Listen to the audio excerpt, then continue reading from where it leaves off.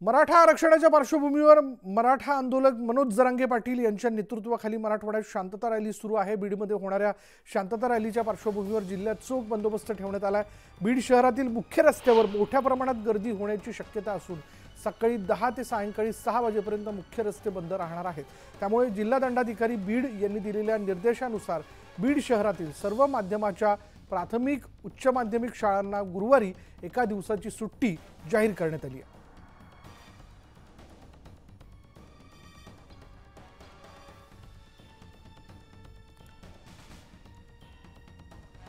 त्यामुळे मनोज जरांगे यांची बीडमध्ये शांतता रॅली जी पार पडते त्या दृष्टिकोनातून काही सूचना देण्यात आलेल्या आहेत। बीड शहरातील सर्व शाळांना सुट्टी जाहीर करण्यात आलेली आहे आणि संध्याकाळी 6 वाजेपर्यंत मुख्य रस्ते जे आहेत ते बंद राहणार आहेत।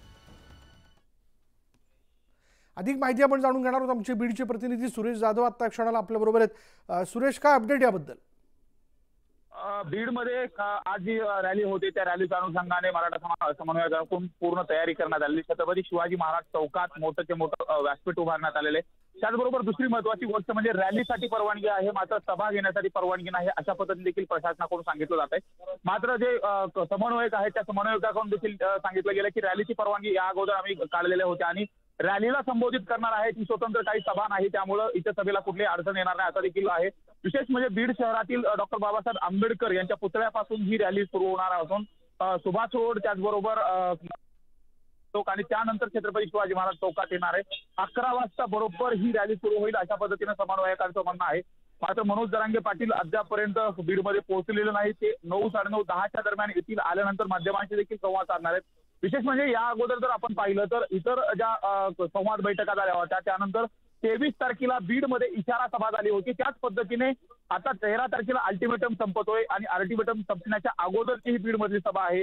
या सभेला आणि या रॅलीच्या अनुषंगाने लाखो समाज येणार असल्याचं देखील संयोजकांनी सांगितलेलं आहे। त्यामुळे तशी व्यवस्था देखील केलेली, प्रत्येक ठिकाणी बैठकीच्या व्यवस्थेपासून इथं अँब्युलन्स असेल, वैद्यकीय कक्ष असेल, स्वयंसेवक, महिला स्वयंसेवक अशांची देखील नियुक्ती करण्यात आली। त्यामुळे ही रॅली यशस्वी करण्यासाठी मराठा समन्वयक आणि मराठा समाज पूर्णतः या ठिकाणी कसोशीनं कामाला लागल्याचं चित्र पाहायला मिळतंय।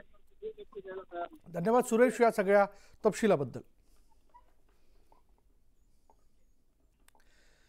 मराठा आरक्षणावर काम करणाऱ्या शिंदे समितीचे सदस्य हैदराबादमध्ये ठाण मांडून बसलेले आहेत। हैदराबादमध्ये असलेल्या जुन्या नोंदी समितीमार्फत तपासल्या जात आहेत। अनेक दस्तऐवज समितीने तपासलेले आहेत, त्यापैकी 5000 दस्तऐवज स्कॅन केले जाणार आहेत। हे सर्व स्कॅन केलेले दस्तऐवज समिती राज्य सरकार समोर सादर करणार आहे। राज्य सरकार सर्व पेपर तज्ज्ञ अधिकाऱ्यांकडून समजून घेईल आणि हे सर्व नोंदी ज्या आहेत त्या अत्यंत जीर्ण झालेल्या असल्यानं स्कॅन करायला किती वेळ लागेल हे सांगता येत नाही। मात्र हे सर्व पेपर स्कॅन करण्याचा खर्च राज्य सरकारला म्हणजे राज्य सरकार जे आहे ते तेलंगणाला देणार आहे।